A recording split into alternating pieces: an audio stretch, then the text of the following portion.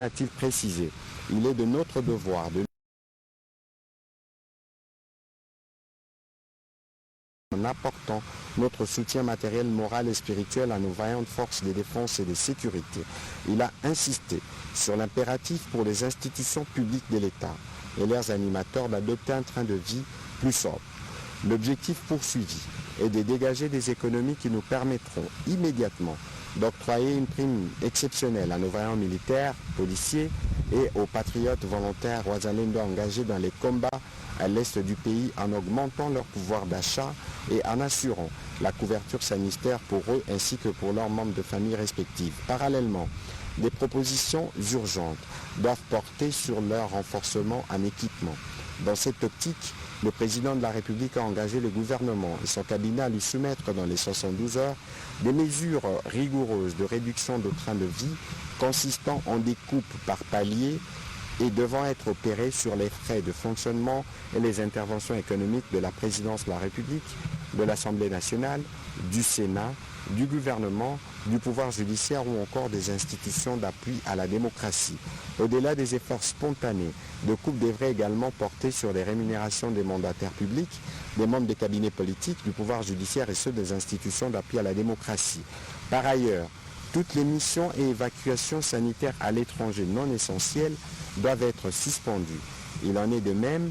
pour les subventions non essentielles à accorder à certains organismes publics ainsi que d'autres acquisitions pour les institutions publiques judiciaires et assimilées. Doivent également être suspendues pour une durée de 12 mois les augmentations salariales, les corrections des grades et les mécanisations des agents publics de l'État autres que les militaires et policiers, sauf évidemment dérogation spéciale. Dans cet effort national, le président de la République a aussi invité les secteurs privés à envisager de faire des dons ou de constituer les fonds pour soutenir directement nos forces armées et les populations déplacées. Ainsi, les excédents des trésoreries qui seront générés dans le cadre de l'effort de guerre par ces comptes spéciaux devront être reversés au compte général du Trésor. Des mécanismes doivent aussi être mis en place pour permettre à chaque Congolais qui le souhaite de contribuer à cet effort de guerre. Un rapport hebdomadaire circonstancié lui devra être présenté sous la supervision de la Première ministre par le ministre d'État au budget ainsi que le ministre des Finances.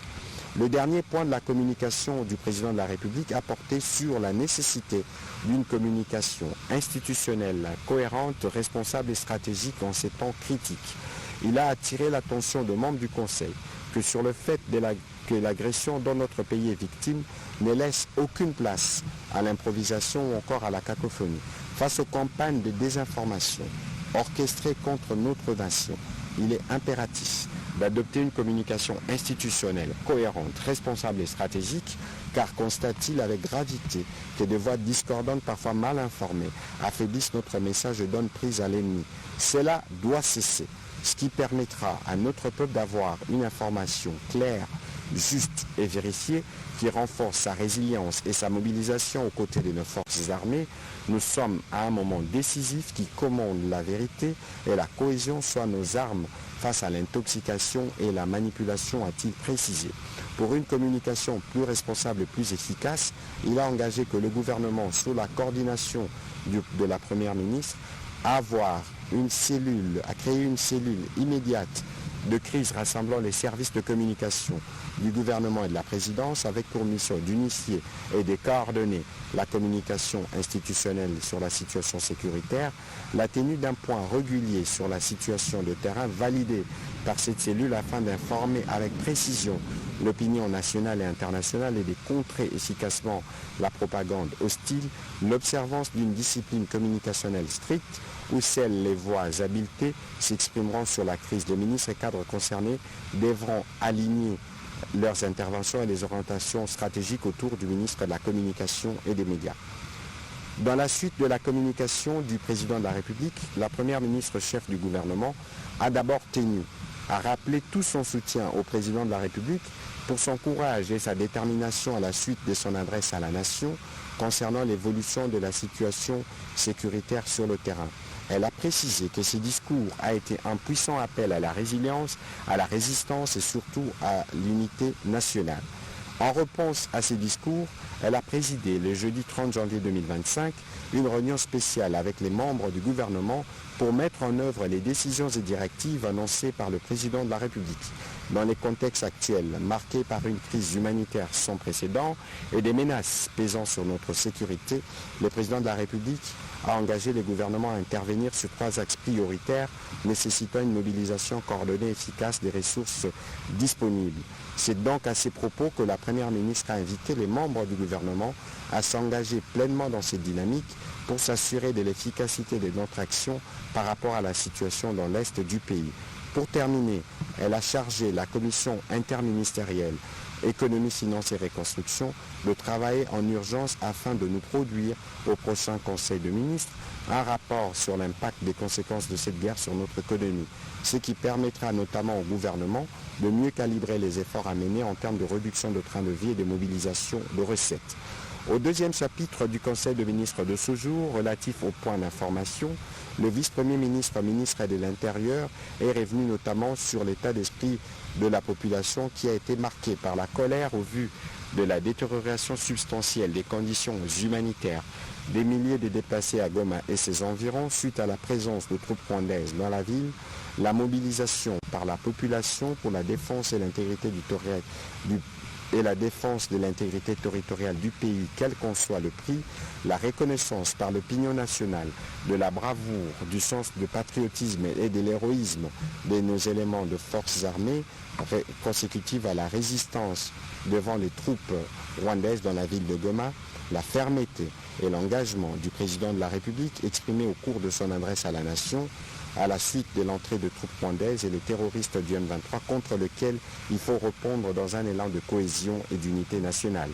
Au plan politique, il a été observé au cours de cette semaine la tenue de manifestations spontanées en soutien aux forces armées de la République démocratique du Congo et au VDP à la suite de l'entrée de troupes rwandaises dans la ville de Goma. Cet élan de solidarité a été exprimé sur tout le territoire national, notamment à Bukavu, Kinshasa, Mbandaka, Lodja, Buta, Kindu, Mbujima et encore Kisangani.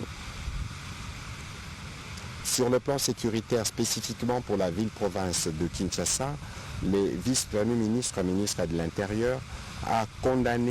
rappelé la condamnation ferme du gouvernement des troubles à l'ordre public avec actes de vandalisme et pillage des quelques chancelleries et autres établissements privés enregistrés dans la journée du 28 janvier 2025 au cours de la manifestation de la population contre l'agression rwandaise dans la province du Nord Kivu, du carnage et des tueries des populations civiles et des prisonniers de guerre dans la ville de Goma. Des milliers de corps ont jonché les rues de Goma et d'autres encore s'y trouvent. Il a également été signalé la détérioration de conditions humanitaires de personnes déplacées et celle des habitants de la ville de Goma, aggravées par la coupure d'eau et d'électricité. Des cas de règlement de compte sont également signalés de la part de terroristes et de troupes rwandaises qui ont dans la foulée pillé le siège du secrétariat exécutif provincial de la Commission électorale nationale indépendante. À ces propos, il a été complété par le vice-premier ministre, ministre de la Défense, qui a signalé qu'au cours de la semaine qui s'est achevée, la situation sécuritaire a été marquée par des affrontements avec les troupes rwandaises dans la ville de Goma, de la 3e division du district voisin de Rubavu, renforcée par les forces spéciales pour pénétrer au niveau de borne 12 et 13 avec des conséquences humanitaires dramatiques pour la population civile et spécifiquement pour les populations déplacées spécifiquement ciblées. Suivant les instructions du président de la République, nos forces de défense travaillent sur un plan coordonné des reconquêtes des espaces occupés par l'armée rwandaise et ses supplétifs. Au sujet de la situation épidémiologique en RDC, le ministre de la Santé publique a présenté la situation générale. Il est ensuite revenu sur la nécessité pour toute la communauté nationale de se mobiliser, notamment en soutenant sa campagne de don de sang qu'il a initiée et lancée pour secourir les blessés civils et militaires enregistrés dans la ville de Goma, une opération qui se clôturera le 1er février. Toujours à propos de la situation dans le Nord Kivu, la ministre des Droits humains a informé le Conseil du travail en cours au niveau de son ministère pour documenter tous les actes des cas graves de violation des droits de l'homme et d'autres crimes de guerre commis par l'armée rwandaise durant son entrée dans la ville de Goma. Au troisième chapitre du Conseil des ministres de ce jour, relatif à l'approbation d'un relevé des décisions, les membres du Conseil ont approuvé un relevé des décisions prises lors de la 29e réunion du Conseil des ministres du 24 janvier 2025. Au chapitre de l'examen et d'adoption d'un dossier,